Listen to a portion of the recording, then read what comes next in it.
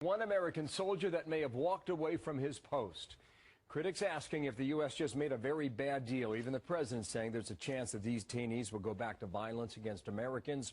Former Vice President Dick Cheney agrees with that strong possibility. I think there's a distinct possibility that these five will, in fact, go back into the battle. When you have people this highly motivated, the deputy Taliban commander for defense, the deputy in their intelligence bureau, these are people that are most likely to go back and once again launch strikes or attacks against Americans, against our friends and allies in the region. I think the odds are that they will in fact do that, and that we'll end up paying another kind of price because of the transaction that's been negotiated here. All right. Arizona Senator John McCain, a member of the Senate Armed Services Committee, Foreign Relations Committee, with me now, sir, and good morning to you and welcome back. There's a lot to go over here, and I appreciate your time, first of all, so thank you for joining us. The president in Warsaw about 2 hours ago suggested that the United States is committed to freeing prisoners of war. In your mind, was Bergdahl a prisoner of war, or was he a deserter? Well, I don't know the answer to that, but there's certainly allegations surfacing that indicate that Mr. Bergdahl was not captured on the field of battle.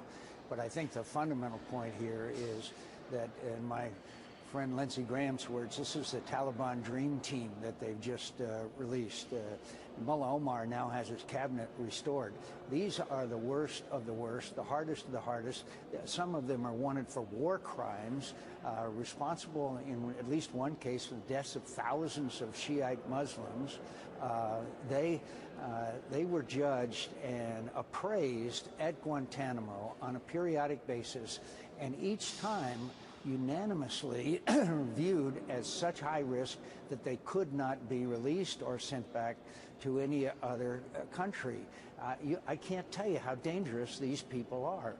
And by the way, they were selected by the Taliban. So we all are grateful that Sergeant Bergdahl is back, no matter what the reason for it. But what is the price we may pay or likely pay in the future in American blood in return for releasing these five hardest of hardcore jihadists who are not only Taliban but also Al-Qaeda? On that very point, the president suggested he was asked about a real possibility they could engage in efforts that could be detrimental to the United States, suggesting they could harm Americans. That is a stunning admission. Now, he also said in the same sentence that he is confident we could go after them. What's your view? Well, you know, let me get this straight. If they do commit bad things, i.e. attacking America, then we can go after them? Is that the kind of logic we use now when we release people who repeatedly were judged as high risk and returned to the fight? And by the way, 30% of those we have released have gone back into the fight, and we certainly haven't recaptured many of those because they're in very high-level positions in the Taliban and Al-Qaeda. I don't think the American people want their lives of their men and women in the military at risk on the premise that we could go after them again. Is that the American national security policy? I know you know more about the government in Qatar than we do. I mean, what is their capability for tracking and following people? Well, I think by the way, Qatar has notoriously played both sides of the street as far as Muslim extremists are concerned. But as far as I know, it's only for a year. We know no of the conditions under which they will be kept under, quote, surveillance. What does that all mean? We haven't even been told why, that. Senator, why do you make this deal as Commander-in-Chief? On some misguided view that we're ending the war in Afghanistan, that this now is part of it, bringing the last person home.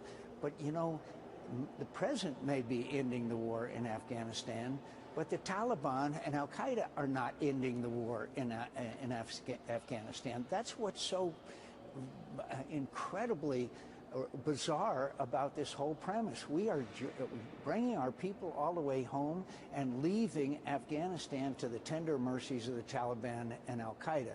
And that, in my view, is an incredibly dishonorable way of honoring the lives of those who have already